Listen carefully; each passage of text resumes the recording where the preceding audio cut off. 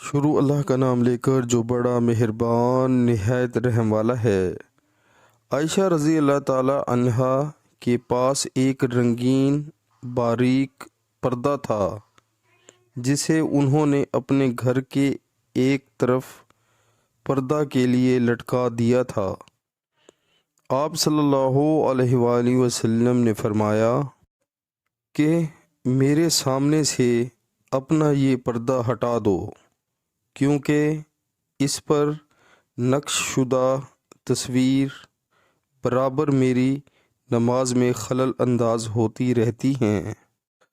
صحیح البخاری کتاب نماز کا بیان۔ ایسے کپڑے میں اگر کسی نے نماز پڑھی جس پر سلیب یا مورتیاں بنی ہوں تو نماز فاسد ہوگی یا نہیں، اور ان کی ممانعت کا بیان۔